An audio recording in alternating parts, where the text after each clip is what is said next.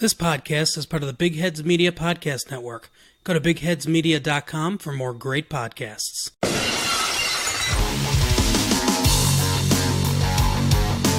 You are plugged in for the Podcast Wrestling Society.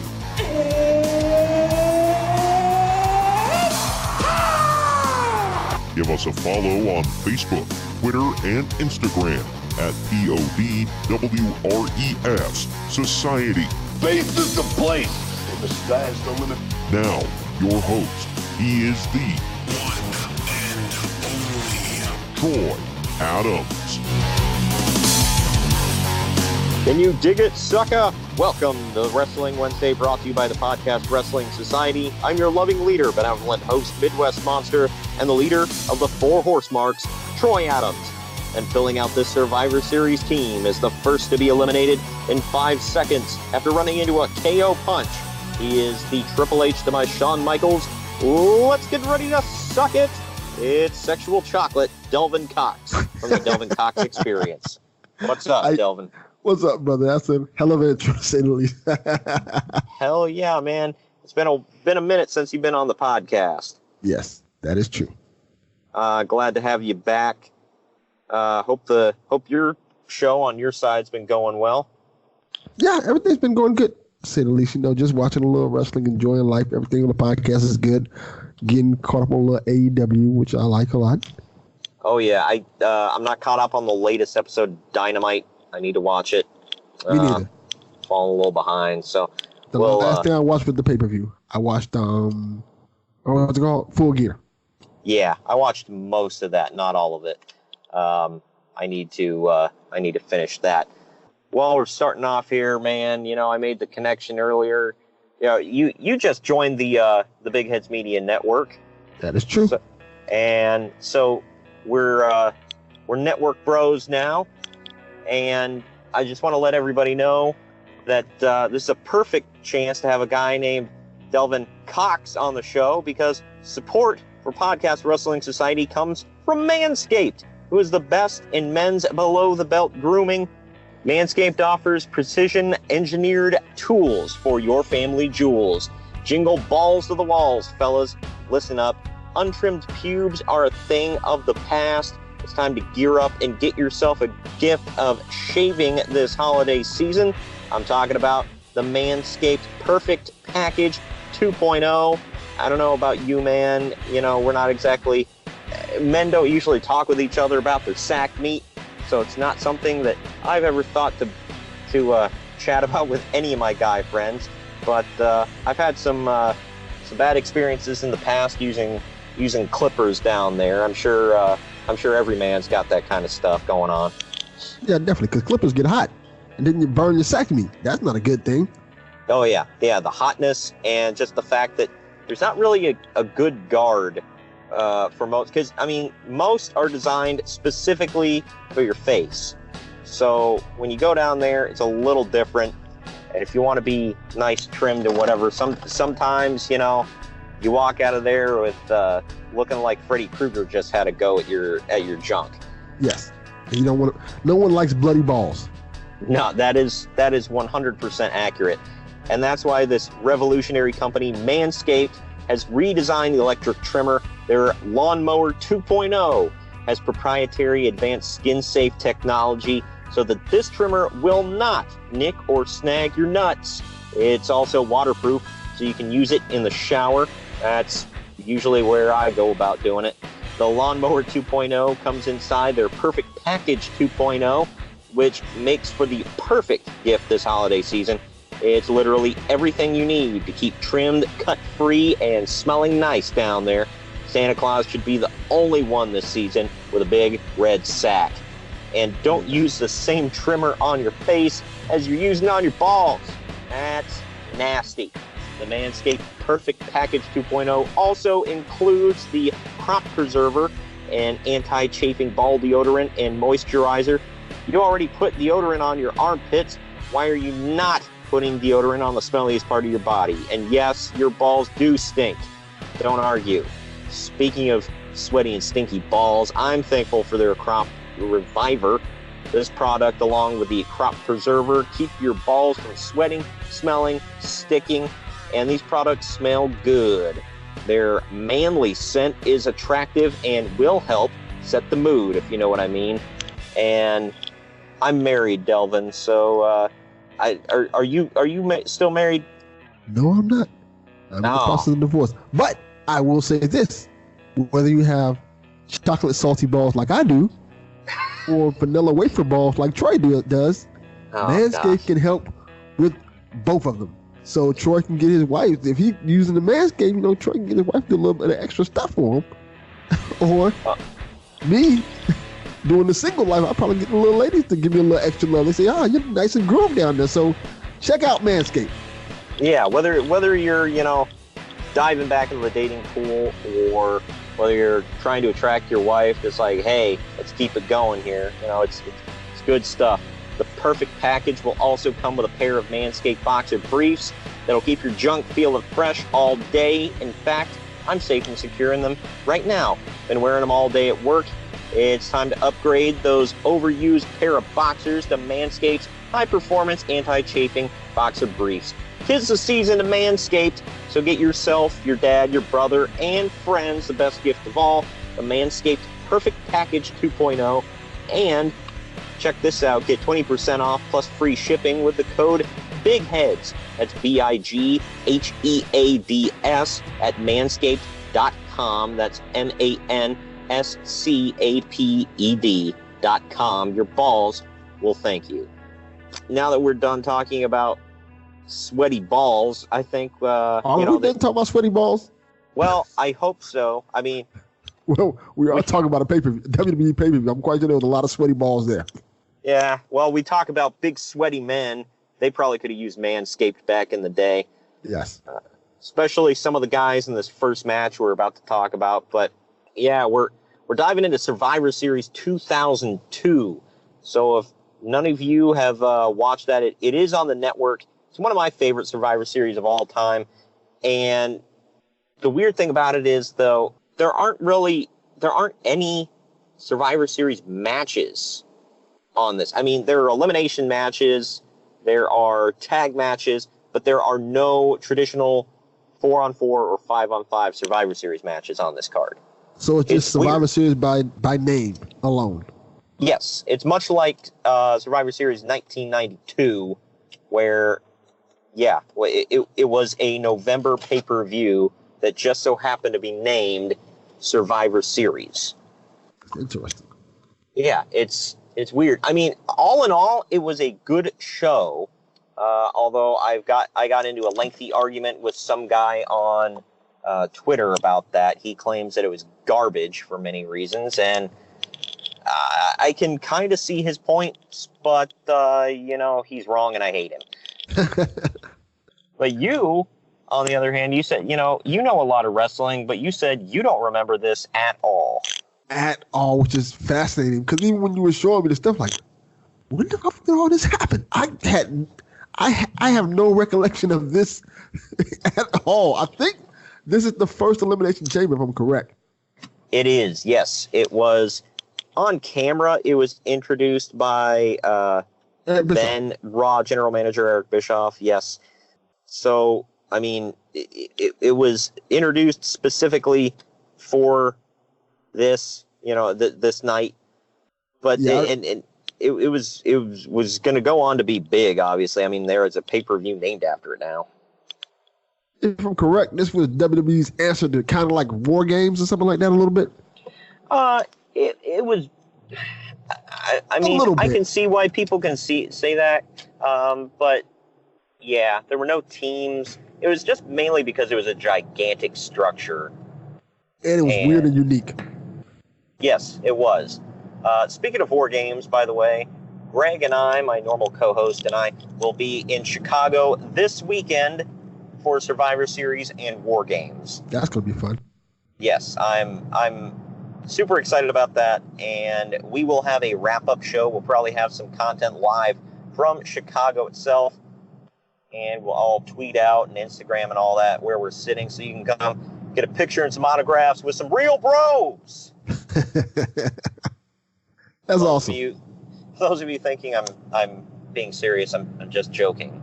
No, nobody wants an autograph and a picture with a podcaster, except for Delvin, by the way. You might want to get his autograph and a picture with him. There is a weird movement going on right now on Twitter, so I can see that happening. I'm very terrified of people walk up on me because of this movement. Yeah, there's some guy who apparently wants to punch you in the face. And he's made a shirt about it.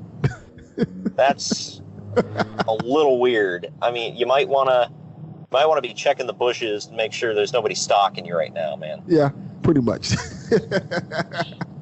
But I mean, when your name is Delvin Cox and you got the Delvin Cox experience is, as big as it is, you're going to get a following, good, bad, and indifferent. So yeah, there it is. It's fun, interesting. It's weird. Like I said, I never thought I'd ever see a day where my name's on a shirt that says #punch Delvin in the face. That's great. The fact that guy paid to make that shirt and wears it around town. It's amazing. It's awesome. And any publicity is good publicity, I guess. Definitely. I mean, that is unless you actually start getting punched in the face, then that's very bad. Yes. But yeah, so everybody watched for some content from Survivor Series and War Games. 2019 should prove to be some great shows with all three of the brands involved. I agree. But yeah, this Survivor Series 2002 was a big show, like we already said. There were no traditional Survivor Series matches on the card, which was weird. And it started off, actually, this was back in the era where Sunday Night Heat was still kind of a thing. Which I miss. I miss Sunday Night Heat. I do, but I don't. I mean, not a lot of great things came about from Sunday Night Heat. It was a cool, pre-show that you could watch on TV. And then, I mean, there were a lot of tryout matches on there. And plus, it was just a part of my childhood. Yeah. They brought it back for Halftime Heat. Yeah, that's what I was going to say. Halftime Heat is what I specifically remember about Sunday Night Heat. I guess they kind of do that with the network now. Yeah. The last Super Bowl, they had Halftime Heat. It was it Johnny Gargano and was it Adam Cole or Tommaso Ciampa? Or no. I thought it was Ciampa, wasn't it? I want to say it was Velveteen Dream. I know it was Gargano, but I can't remember who his opponent was. I don't remember. I gotta go check it out. I was actually busy watching the terrible Maroon 5 show because I actually like Maroon 5, but their show was not great. This year it's Shakira and J-Lo, so I'm definitely going to be watching Halftime Heat. Yeah, I agree with that too. And I think it is down here. So. Yeah. This show actually was historic for many respects, also for the fact that it emanated from MSG, Madison Square Garden, in New York, on November 17th, 2002. Total attendance was 17,930. So, not bad. Oh, the Halftime Heat show, by the way, I found out who it was. Who? And we were wrong. It was a 6-man tag. Huh. It was, and I remember it now that I see it. Aleister Black, Velveteen Dream, Ricochet versus Johnny Gargano, Tommaso Ciampa, and Adam Cole. So I was kind of right with some of the names I threw out there. It was just, for some reason, I thought it was a one-on-one. I remember this now. It was actually a really good match. Yeah, I heard it was really great. And where I used to work, there was somebody that had a Super Bowl party, and her boyfriend was really wanted to watch Halftime Heat. So during halftime, while everybody's watching Maroon 5, he ran off into the guest room to watch Halftime Heat. I don't blame him. He's the smart one, to say the least. Yeah, that was. It's well, you kind of dodged a bullet on that one, bro. But anyway, yeah. So the pre-show on Sunday Night Heat. Check out these matches. Lance Storm and William Regal defeated the Hurricane and Goldust. That's a fun match. Yeah, that was some unique teams, to say the least. And I want to, before we go on by that, I want to say one interesting thing about that whole thing. Check out the names you named. Yeah. Only one of them is still wrestling today. Yeah, we're going to see that with a lot of the names here on this show. It is not the one you expect. That's the crazy thing about it. Right, Dustin Rhodes is a beast. Well, yeah, because I forgot, the Hurricane is a backstage agent right now in WWE.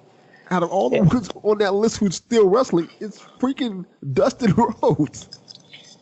Yeah, he's a physical freak, though, man. Yeah, that's incredible. I honestly would have thought it probably been the Hurricane still wrestling today.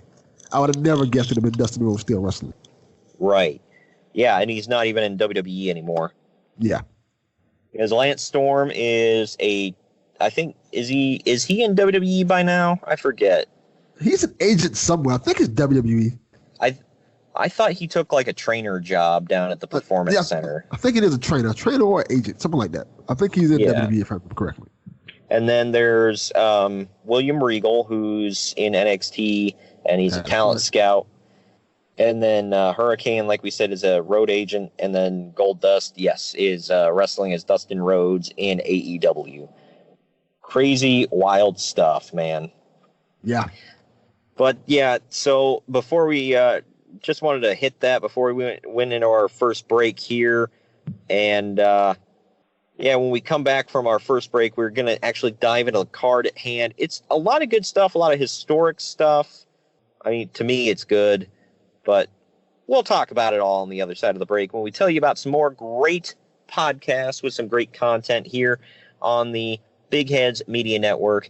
When we come back, Survivor Series 2002.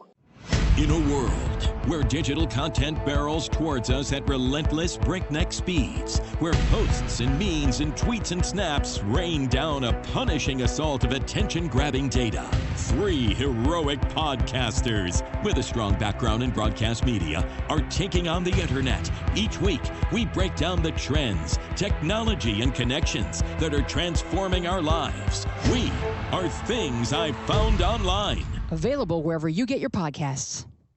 Hi, everybody. I'm RJ Metzger. And I'm Rachel Metzger. And we're the Skeptical Skeptics. Each week, we talk about all the crazy things in the world, ranging from the paranormal to Bigfoot to UFOs. And we look at it from the perspective of the believer, the skeptic, and everything in between. So come check us out on the MSC Podcast Network. Or go to skepticalskeptics.com and follow us at SkepSkepPod on Twitter, Facebook, and Instagram. All right, we're back. Go to bigheadsmedia.com. And under the sports tab and pro wrestling, that is where we live. I'm still working on updating stuff. I've been working some crazy hours, so hopefully by the time this airs, I will have my official page all done well on there. Do you have a page on the website yet? I think I do. Okay. I never look at it, but I think I do have a page on that. I put episodes on it, but that's about it. I need to work on it and get it to that pristine condition that everybody likes. Oh yeah, make it all fancy and all that good stuff. Yeah.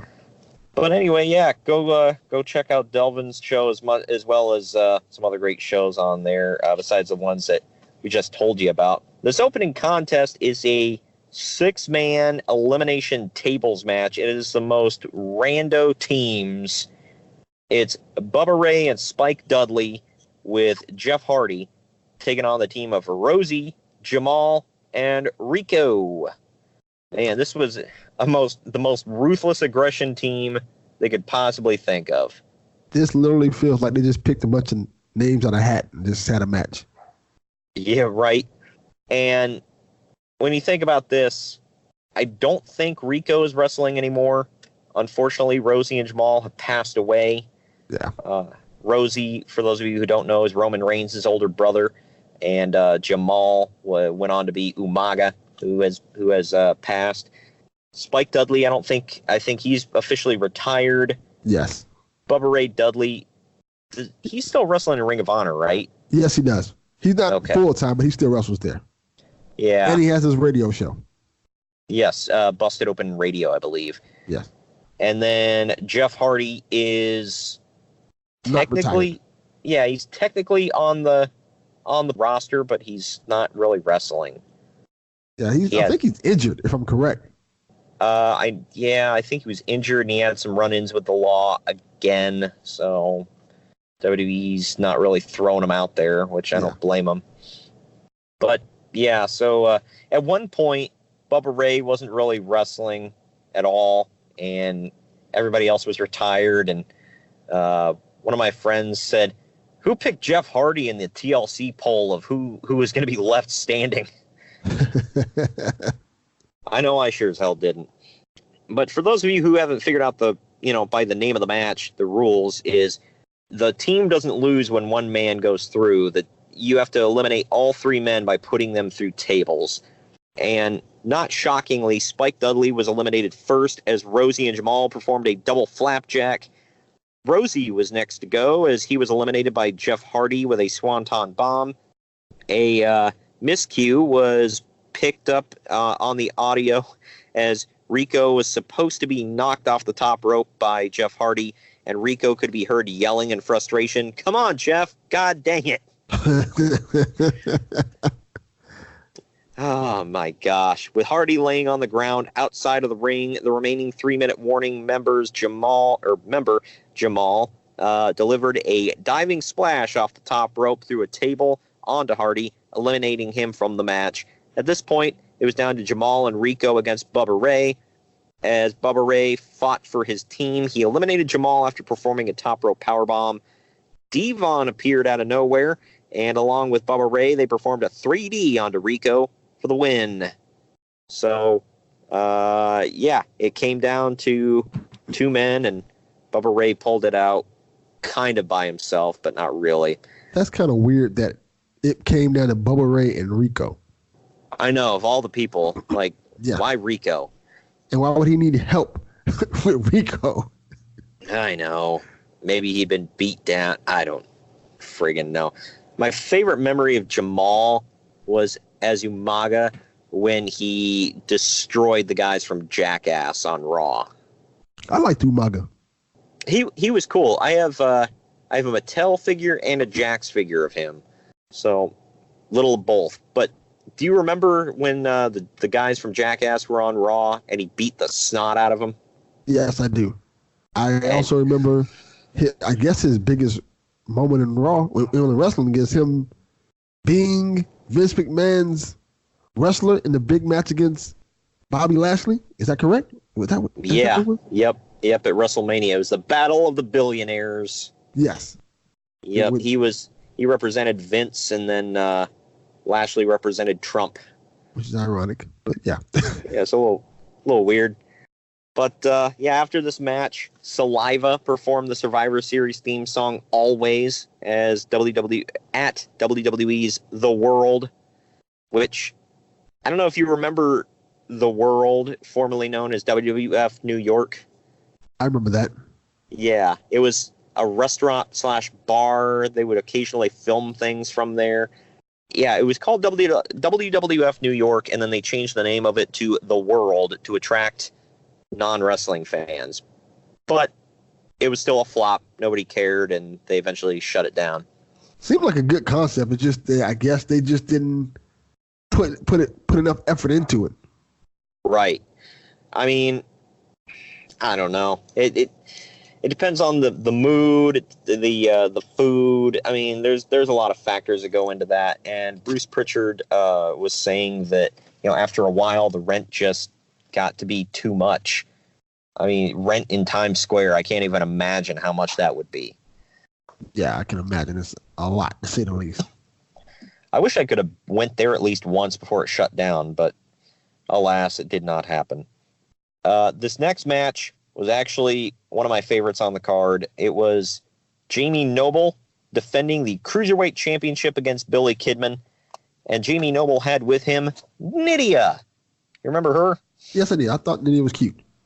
Funny. Oh yeah, she was a looker. I was always a fan of hers. Jamie Noble was a lot better than WWE ever gave him credit for. Well, a lot of their cruiserweights feel a lot better than WWE gave them credit for. When I watched a lot of the points in this match, I kept saying to myself that, damn, Kidman and Noble are really good together. Yeah, Kidman was great. He was still really skinny and had the long hair at this point.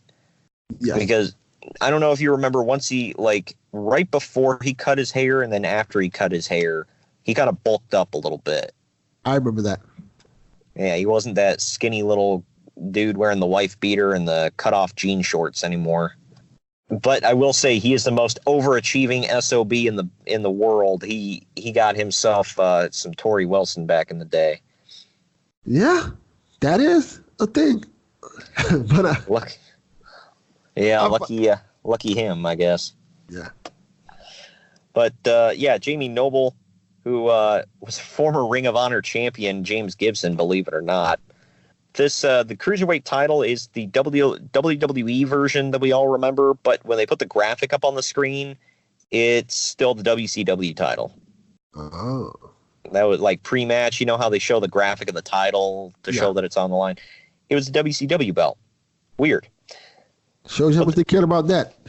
Yeah. I don't know when the official switchover was to that title. I don't know. That's something I got to do research on. I didn't have enough time to do it this week. But this was a great match. Nydia interfered in many parts of it, including slapping Kidman across the face. Noble went to hit Kidman, but Kidman moved, and he crashed right into Nydia, knocked her right off the top rope, or off the apron, rather. Kidman then nails a BK bomb for a near fall. Shooting star press later on gives Kidman the win and the championship. So we got a new champion already on this show.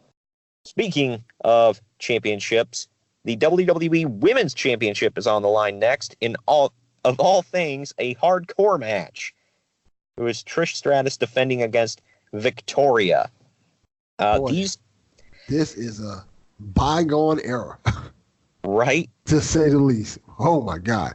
It reminds me of how much women's wrestling has advanced. Like, it does, but at the same time, I would take, if I could transplant Trish Stratus and Victoria into today's WWE, I think they would fit in that division seamlessly. They would. I think they would. I think they both would fit in seamlessly. They both would. Only thing I'd probably question is how well they would do. I think Trish Stratus would probably do really good. Yeah. She probably fit that role that Alexa Bliss kind of fits. Yeah. I do. I agree with that too. But, Alexa Bliss has this kind of thing where she's very attractive. Yeah. So she can kind of play that very attractive role, but she can kind of fight. I think Trish Stratus was kind of that before Alexa Bliss was. Right. It would be really interesting to see her, even though we kind of seen a little bit of it, her in her prime in the squared circle, fighting against people like Sasha Banks and stuff like that. I think it'd be pretty dope. Oh, yeah, definitely. And, TNA had a great women's division there for a while with some really good women's wrestlers, like Gail Kim, and can't believe I'm going to say this, but Taryn Terrell was really good. And there were a few others in there too, Awesome Kong and whatnot. Well, they got a good women's division now. Tessa Blanchard, when she wants to wrestle against women, is awesome. Yeah, I don't know. Besides her and Taya are really the only two I really know because I haven't kept up with Impact in years. I can't remember her name right now, but there's somebody else in there who's really, really good. I can't remember. Damn, why I can't remember her name? Yeah, I'm not sure. Like I said, I haven't really kept up with Impact in a while. I know every once in a while they'll use, because they got to hook up with AAA and whatnot. So they've had people like Big Mommy and whatnot on the show. I'm not exactly a fan of hers, but yeah, Victoria, known in TNA as Tara, she did really well there. She's always, I thought, been really underrated. And while she's been a champion here and there, I never thought she was used to her full potential. And she got saddled with some really stupid stuff, like when Jesse Goddard's was her famous boyfriend in TNA. It was just whatever. But I said these two ladies beat the absolute hell out of one another. Two great workers that were far ahead of their time. Victoria choked Trish with a broomstick in the turnbuckle and then hit her with a trash can lid. Trish recovered and sent Victoria into an ironing board, of all things, before hitting her several times with a Singapore cane. Victoria had a bloody nose at this time. and she went under the ring, came back out with a fire extinguisher. Victoria sprayed Trish with the extinguisher and then gave her a suplex, capturing the women's title. Good garbage match for the women, I'll say. Oh, I remember who it was now. Jordan Grace. Oh, yeah, I forgot she was there. Yeah, she's really good. Just, she just says and does things on social media that make me really dislike her. She's one of them that's like, this is a performing art. Quit taking it so seriously. Like, shut up. Yeah. I get that. Just, I hate to pull a Jim Cornette, but it's like, seriously, just shut up. And I'm not saying that because she's a woman. I say the same thing to Kenny Omega when he says that crap. Just shut your mouth. And Joey Ryan, too. There is something I got to say before our next break. I'll break out the thing about that I want to share about Jim Cornette while he's on my mind. But this next one is for the WWE Undisputed title. I don't know if they dropped the Undisputed at this point, but it's the WWE title. Brock Lesnar with Paul Heyman defends the title against Big Show. You know, the more things change, the more they stay the same, Delvin. Yeah. Brock with that belt. Yeah. Isn't this the match where Paul Heyman was, which I almost forgot, was managing the Big Show? He turned on the Big Show with the Brock? No, this was, well, I'll get to it. Paul Heyman was with Brock Lesnar to start this match. Okay. Big Show was wearing slacks. You remember slacks wearing Big Show? No. Is this? There's been so many different versions of Big Show. There's been lazy Big Show. There's been motivated big buff Big Show. There's been fat Big Show. Like, oh my God. Well, he had the short hair here, and he still had hair. It was short. He wore the double arm singlet or the double-sided singlet, whatever, and he wore slacks. That's weird. Yeah, I mean, I thought it was an okay look, but whatever. I don't know why he started doing that, but he did. And he had one forearm taped up almost like in a cast, but I don't think it was a cast. Lesnar came out to this match with injured ribs, which Big Show took advantage of earlier in the match. However, Lesnar gained control over Big Show and executed an F5, but Paul Heyman pulled the referee from the ring. Lesnar then chased him around the ring until Show caught him. Show hit Lesnar in the ribs with a chair, chokeslammed him onto the chair, and then pinned him, winning the WWE title. Heyman then jumped into Big Show's arms, victorious. Okay. This started a weird thing where he was with Big Show, and then he was with Kurt Angle, and he kept feuding with Brock. And I don't know, like, I think he was with Big Show for like maybe a month or two before switching over to Angle. I don't know. He couldn't figure out which horse to hook his wagon to, I guess. Yeah. But he always goes back to Brock Lesnar. Yeah, that's a fact, even to this day. Hey, he's the moneymaker, I guess. Yeah. But before we take our final break and then we come back with the wrap-up to Survivor Series 2002, do you know who Brian Zane is? No. Who is Brian Zane? That sounds familiar, though. For those of you who don't know, he is the guy who runs the Wrestling with Regret YouTube page. Okay. Or Triple W. He spells regret with, WR. But Brian Zane is... People always joke because of the way he looks and his glasses and his haircut. They say, I mean, he wears tracksuits. And I'll get to why later, but people always say he's Jim Cornette's illegitimate son. But he does wacky YouTube videos about wrestling. It's either reviews or interviews or top 10 lists or whatever. It's always good content. He's been doing it for years. I saw him at WrestleCon a couple of years ago, so he pops up at various conventions. He's actually an indie wrestling manager out in the Northern California area. Okay. So that's why he wears the tracksuits. That's like his gimmick. He has a million tracksuits. But him and Jim Cornette are actually friends, or were friends. and I don't know exactly what Jim Cornette said to spark this, but Brian Zane tweeted out, he said, "Imagine going to a circus and getting mad when the clowns show up. These guys are killing the business. This isn't what circus performance is about. Let people enjoy the clowns, old man. I know circuses aren't really a thing anymore, but I think the analogy still works."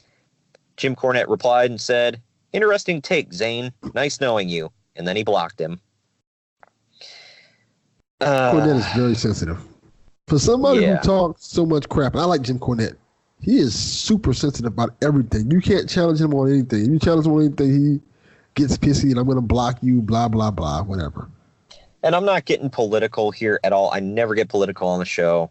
But I think it's funny that I was listening to a podcast where he contradicted himself within 5 minutes of each other, because he went on talking about how terrible it is. You know, everybody who disagrees with Trump, you know, he just goes and blocks them, and how dare you do that, whatever. And then he turns around bragging about all the people he's blocked because they have a different opinion than him. Like, that's Jim Cornette in a nutshell. Gosh. And last little news nugget before we go into the commercial break. AEW has filed for trademarks on 2 things. One of them is Blood and Guts, and the other one is The Match Beyond. Cool. Blood and Guts, people are assuming that's going to be a pay-per-view name in the future, and people are thinking it's a play on that Vince McMahon came out and said, "We're not all about blood and guts and whatever." So it's definitely that. It's definitely that. They're taking a stab at Vince. And The Match Beyond, for people who don't know, that's a War Games thing, because the War Games match doesn't actually start until every man has entered the cage and they lock the door for good. You can't actually eliminate anybody until then, and that is called The Match Beyond. So people are thinking that's going to be their version of the War Games. Okay, that's cool. I know, I don't know if you saw the news that they're going to be in Miami January 15th. Yeah, I saw something about that. Are you going? Oh, yeah. I'm definitely going. I've been waiting for this news to come out. I didn't know when they were going to do it. I'm so happy and I'm excited. I'm definitely going to buy tickets as soon as they come out. I'm going to probably see how much front row seats would cost. Hopefully they're not too expensive. I don't know, man.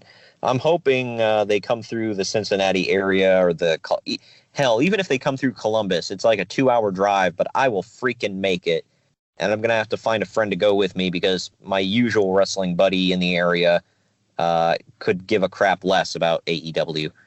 But I have another friend who has been on this podcast, ladies and gentlemen, the great Taryn Bland, giving him a shout out. He may go with me because he loves him some AEW. But all right, I think it's time to take a quick commercial break, or promo break, rather.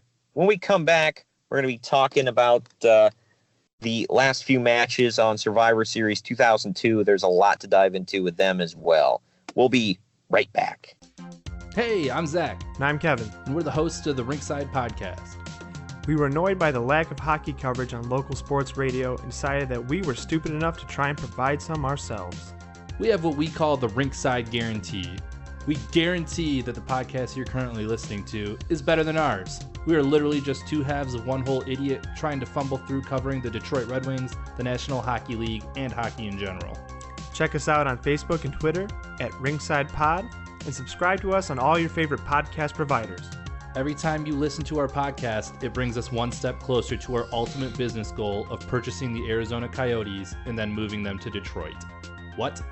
Now, back to your regularly scheduled programming, or just another commercial. We aren't the ones who make those choices.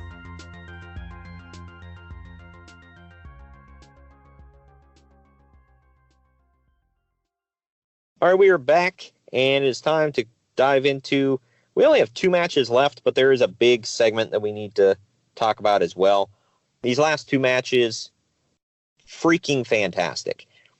It was Edge and Rey Mysterio defending the WWE Tag Team titles against Eddie and Chavo Guerrero, Kurt Angle, and Chris Benoit. It is a triple threat tag team elimination match. And I know some people get weird about Chris Benoit matches, but I don't know. I'm able to separate the two. How are you with it? I'm fine with it. By the way, honest, it's a moment in history. I don't really think about it. There's a lot of people in history have done atrocious things. When you watch old New England Patriots games that have Aaron Hernandez in it, yeah, it's kind of a weird thing where we kind of have this kind of weird high standard when it comes to wrestling, but when other things that have similar problems with it, we can kind of just brush that off. Right. Yeah. I don't know. I mean, I kind of get it. It's a little weird, but it definitely is. But it's just it happened. Yeah, people can, chill out. He was great. I kind of look at it like this. ESPN still shows old, like ESPN Classic still shows old Buffalo Bills games with O.J. Simpson in it. Yeah. They. I don't know. There's a lot of stuff, and I mean, there's a lot of athletes that have done terrible things. We still, can watch their stuff, and they were terrible people, but this was cool. I don't know. I'm able to separate everything. Chris Benoit was a fantastic wrestler. He had some classic matches. Yes. This was one of them. A back and forth match between the three teams for sure. At one point, Benoit and Angle have a combination crossface and ankle locked in on Edge till Rey Mysterio breaks it up. Edge finally delivers a spear to Benoit, eliminating the team of Angle and Benoit. This would go on to spark a feud with those two. The final elimination was the team of Edge and Mysterio when Rey nails a 619 on Eddie, and then Chavo nails Rey with a tag title behind the referee's back, knocking him off the top rope.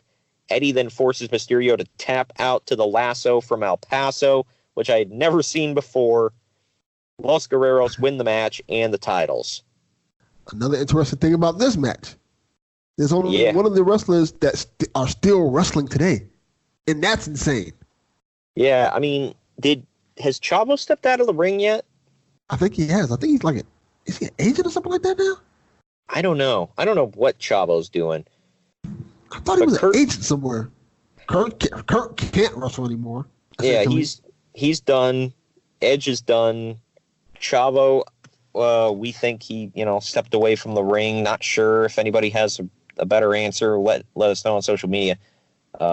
Benoit's dead. Eddie's dead. Rey Mysterio is wrestling for the WWE title this Sunday. Yeah. Which is weird. Yeah. Very. Apparently, Chavo's. They said he signed to Lucha Underground. Yeah, but I think they're all shut down. He's on Glow. I know that for a fact. Seriously? Yeah, he's on Glow. The Netflix show? Yeah. Wow. What is he doing on there? I don't remember, but I know he's on the show. I remember seeing him on there before. Hey, life after wrestling, man. But yeah, there's a few wrestlers on that show that I think about. A few male wrestlers that are on that show in some form of capacity. Huh. Yeah, I've never actually watched Glow, so I wouldn't know. But yeah, well, good to see he's out of the ring and making something for himself. Hopefully, he can have a good career elsewhere, not taking bumps. Yeah. Yeah. This next segment, man, god dang it. Christopher Nowinski, name you guys probably haven't heard in a while, and Matt Hardy version 1 come out and give an insulting promo about New York City and New Yorkers, calling them losers and stupid, eventually combining the word, calling them loopid. Yeah, that happened. That's a thing. And then all of a sudden, the sirens hit, and holler, if you hear me, it's Big Papa Pump, Scott Steiner making his WWE debut. And he comes out and lays waste to everybody. Well, to those two guys at least.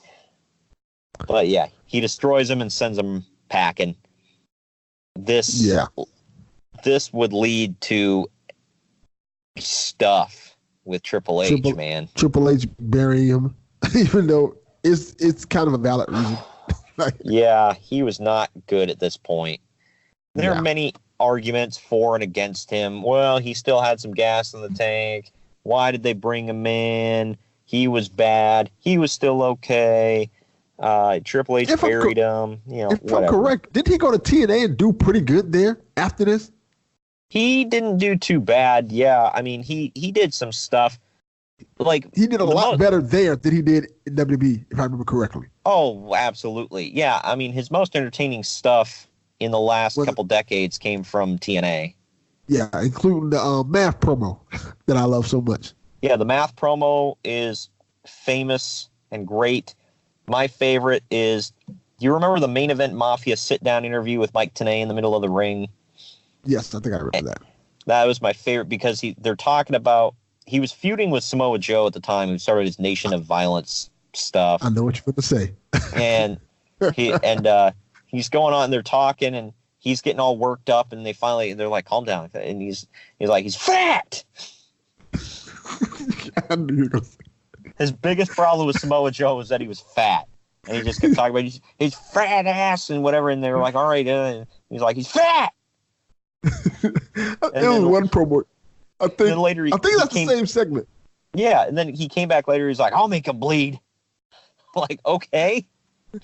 I think with that same episode, he was talking to I forgot who it was at the time, the backstage correspondent about Samoa Joe, and he kept saying he was fat and stuff. And then he said something like, "Would you want to sleep with somebody like that?" She's like, "Well, I think Joe's cute." And he's like, "You're disgusting." You're like, "Oh my god, Scott Steiner is the man."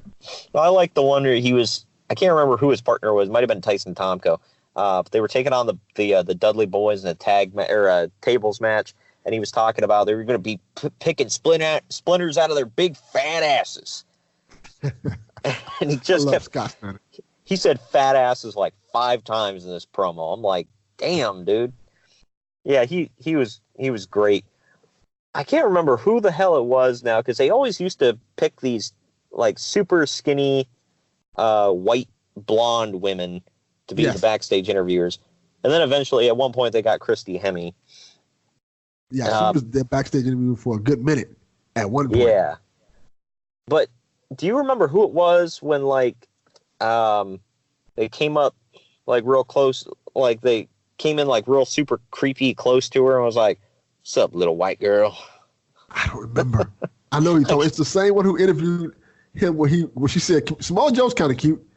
He gave her that look. Yeah, I can't remember who the hell it was now. And then I think Conan went off on one of them one time and was like, "Shut up, white girl," or something like that. Oh, good Lord. I miss those TNA days. Yeah, I it's a guilty pleasure of mine. And speaking of which, on my other podcast, a Retro Wrestling Review, which is about to join the Big Heads Media Network, we're talking about, because we do anything that's not on the WWE Network and is at least a year or two old, or, we'll go back to any date, but it can't be on the WWE Network. And we're talking about covering some of my favorites, some Lethal Lockdown matches from TNA. Those were good. That was their version of War Games. Yes. I used to always like the Lethal Lockdown. I used to like TNA a lot. TNA had a lot of potential. That was my show up until about 2012, 2013, and then I dropped out, and it was gone forever, bro. I stopped watching. Not saying that it was all crap, I just didn't care anymore. But yeah, I mean, I used to watch Impact. If I missed Raw or SmackDown, whatever, but I always had to watch Impact. And that's not going to be a popular opinion with people, but Greg used to be a big mark for TNA as well. So we're in the same boat there. But we're finally here, man. It's the very first ever Elimination Chamber for the WWE World's Heavyweight Championship, the Big Gold. This was Triple H defending the title against Chris Jericho, Booker T, Kane, Shawn Michaels, and Rob Van Dam. Keep in mind, Shawn Michaels had only been back in in-ring competition part-time since August, when he returned to face Triple H at SummerSlam. They had that amazing street fight. Do you remember that one? Yes, I do. That was awesome. That was a fantastic match. That 2002 was a great year for wrestling, period. Yes, it was. The opening match of that, so, I mean, if you think about that SummerSlam card, the opening match was Rey Mysterio and Kurt Angle, which was one of the greatest opening matches in pay-per-view history. Then we had that street fight between Shawn Michaels and Triple H. And then we still had The Rock and Brock Lesnar for the WWE title. Yeah. And that was great. Good show. We're going to have to... We have not reviewed that one yet. Maybe next summer, Greg and I will get around to reviewing that one.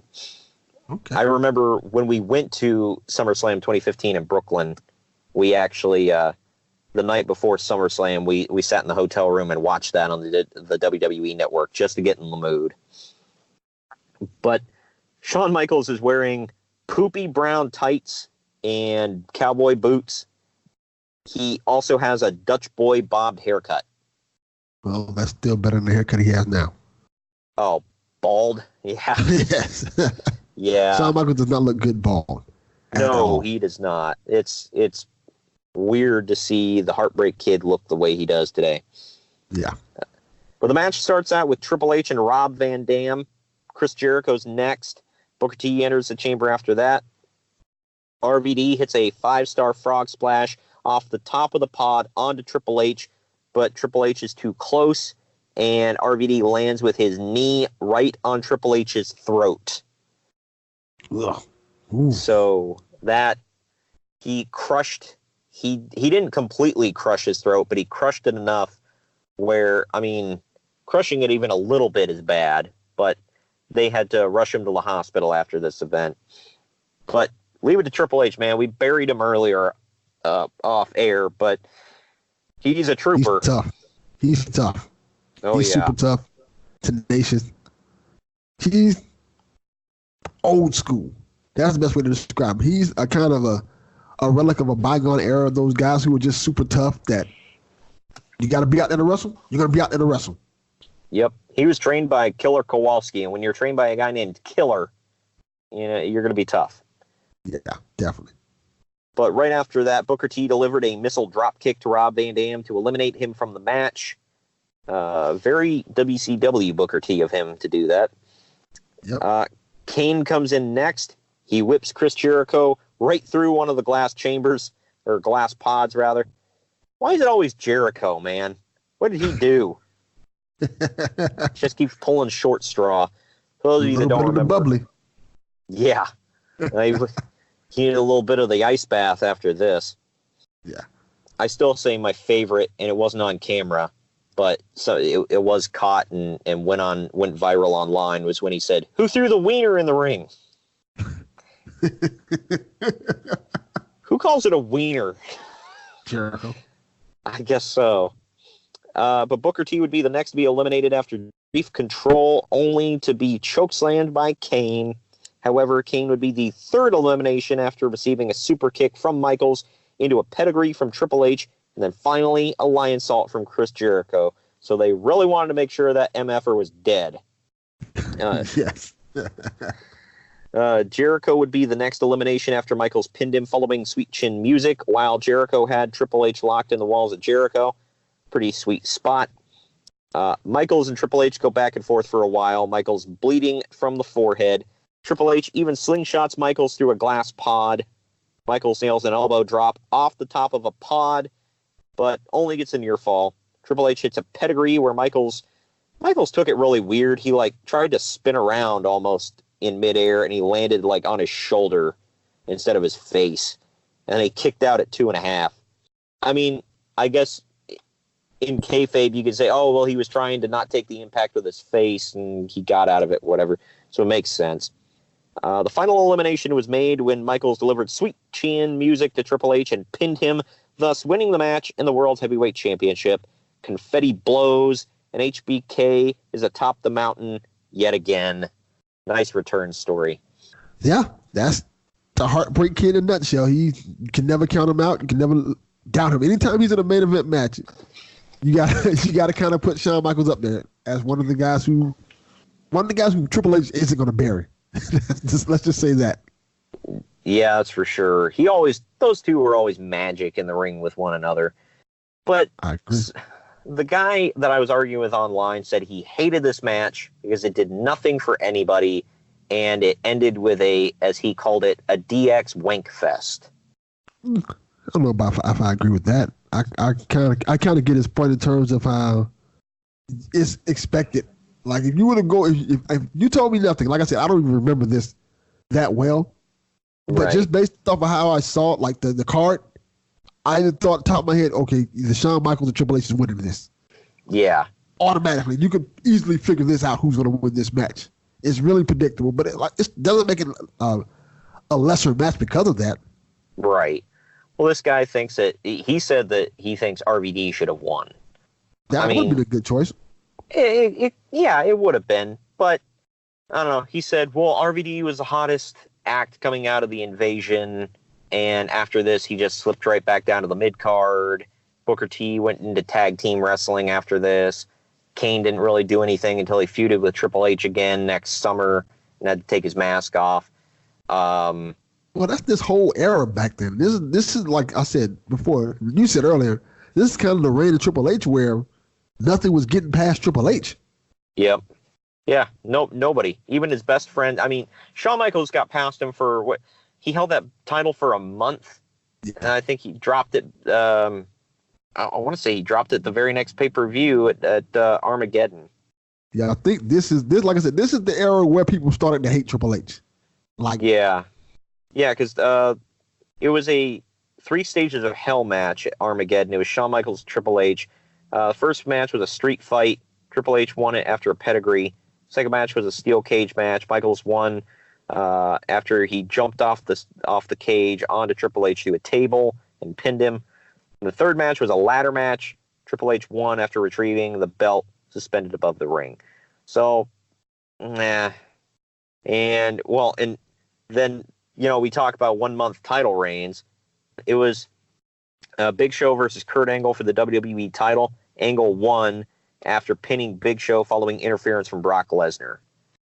So, both world champions started their reigns at this Survivor Series show and ended their reigns the very next pay-per-view at Armageddon. Wow. I don't know. Yeah. It sucks, but I don't know. All in all, I still think it was overall a good show. I enjoyed it. And it was one of my favorite Survivor Series to this day, even without Survivor Series matches. I have a feeling 2019 may be my favorite of all time, not just because I'm going to be there, but the card looks pretty damn sweet. Yeah, I agree. I'm very much looking forward to that. Are you going to be watching live on the WWE Network? Most likely I will be. Yeah, definitely. Cool. So that's some good stuff. Next week, ladies and gents, obviously, like I already said, we're going to be doing our wrap-up of TakeOver War Games and Survivor Series 2019. December is going to be some big stuff. We're starting off with a classic Starrcade review. Greg and I are going to discuss it. We may put it up on a poll, bro, for all of you to discuss. That'll be December 4th. Our December 11th show will be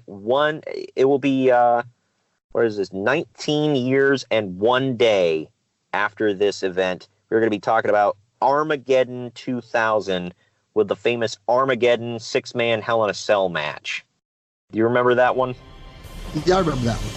Yeah, that's the one most famous for Rikishi taking the backwards bump off the cell into the back of a truck full of hay for some reason. But I really want to discuss it. It's wacky. December 18th, classic Starrcade review yet again. Greg and I still have to discuss it. Like I said, this one may be put up on a poll, bro, as well. And on Christmas Day, Merry Christmas, recovering Clash of Champions 9 Seasons Beatings. So getting some NWA action in there. So Greg, for all of you, is not here today because he was sick and he lost his voice. Delvin, being the man among men that he is, stepped up and helped a brother out. And he has filled in here. Thank you for doing that, man. No problem, brother. I literally contacted him first thing this morning. Hey, I need a co-host. What are you doing tonight? And he said, I can do it. Tell me when. So this was great. He's got to go off to record another podcast. So besides Conrad Thompson, he is the busiest man in podcasting. Yes, pretty much. So do you have a website, or is it just social media? Just everybody go Delvin_Cox on Twitter and check out the Delvin Cox Experience anywhere you get podcasts at. Just type in Delvin Cox. You'll probably find it right then and there. Yep, and I will I'll attribute him in the podcast description as well, so go check that out. And again, go check out all of our other brethren on bigheadsmedia.com. Thank you again for joining me, Delvin, and we will see you all next week.